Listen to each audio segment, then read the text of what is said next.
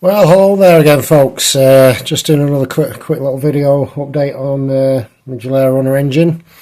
So as you can see, you've got two fixed pulleys here that go with the variator. This is the original that came on my engine, 22 years old. You can see there's a wear mark between here and there. There's a bit of a raised lip there, where the belt's not being running close to there. Now this is a Farotube. I'll leave a link in the description to his YouTube channel. Now this is a new Piaggio 78 tooth, same as this. Yeah, 78 tooth. But this one has been modified. So the angle of this face has been machined, so it's a different angle to this face here. Allows the belt to sit further down in between the variator and the face of here, right here. So you get lightning fast starts from the traffic lights, rather than it bogging down just for a few seconds like it did with this one. It's particularly good for wider belts. So I've got a pulley Kevlar belt. If you've got a pulley or a Malossi Kevlar belt, this would be ideal, because like I say, it allows the belt to sit in, but it doesn't affect the top end speed. It's just the initial start and the mid range. Yeah, so it's quite a big difference. So I've measured using this gauge here. I think the standard one, if I'm doing it right, I've done it a few times, is 14 degrees. It appears to be 14 degrees, but like I say, there is a bit of a lip here. That might be messing with it, but it's 14 degrees this, and this is 12 degrees if I've measured it right. So makes a big difference.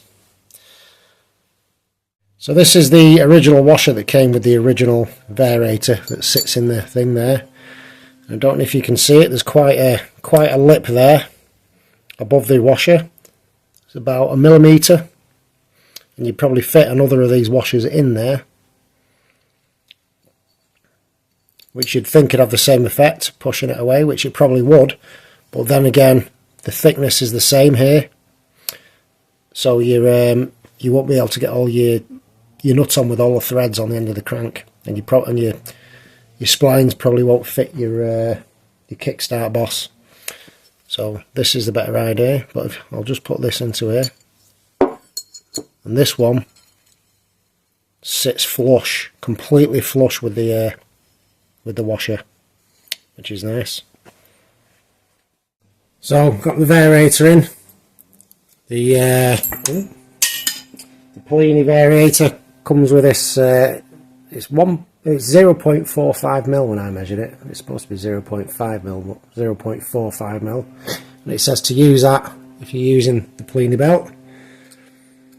So I'm doing that.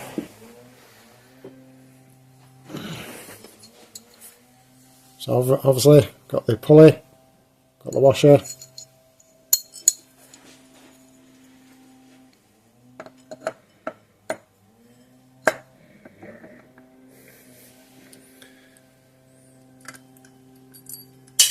oopsie daisy.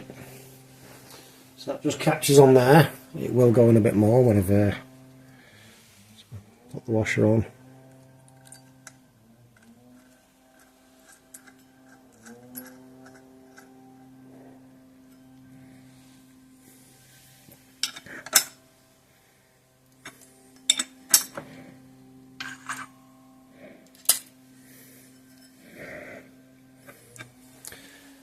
Rotate a bit.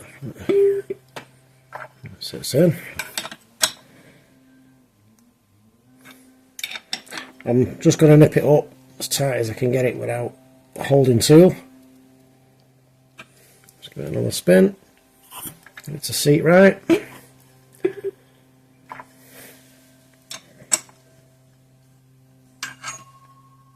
Sorry, wobbling the camera.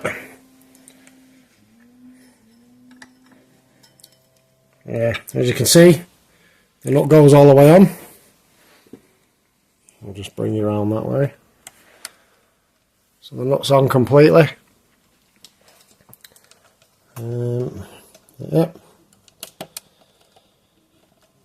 So that will improve things. Sorry, well, let's get you around here.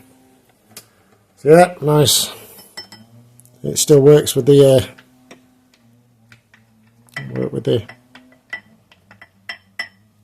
Bendix when it's all working, when it's in place. Yeah, so like I say, hopefully that's going to work nice. It's actually catching the belt. It's not slipping.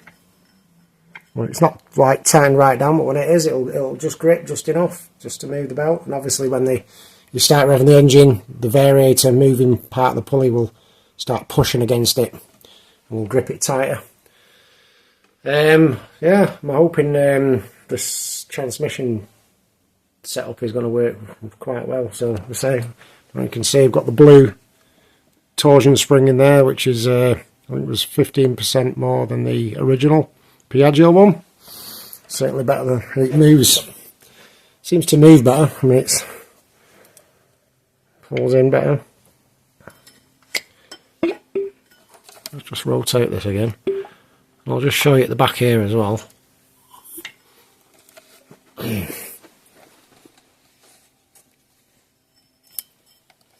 belt sat almost right at the top of the thing. I could put another. I did try 0.5mm shim washer on as well as that, and it actually sat right out as far as it'll go. So I might try that. It depends whether it grips the belt properly or not with that extra 0.5mm shim, but we'll see. So I'm just going to show you this tool I've just made today. So I've got some, so I think 20mm by 20mm angle iron from B&Q. I welded a piece of bar on there. Just drilled holes in it and used bolts. So this moves. You can open it up to whatever size wheel you want. So these prongs here actually hold the flywheel. Sorry, not flywheel, the clutch bell. So these big ones for the clutch bell. These smaller ones go into the flywheel to hold the flywheel. I've just welded the spare piece of box section. Well, I may have made it look like a box section. I welded a piece of the other angle iron on the other side just as a handle, make it more comfortable. This is like for the workshop. You won't carry this around with you. You want something a bit smaller or something that folds up if you're going to carry it with you, or take an impact driver. But this will allow you to use a torque wrench and torque your clutch nut and your flywheel nut down properly. So yeah, not bad. Turned out alright. I'll just give it a bit of black hammerite just to stop it rusting. So, right.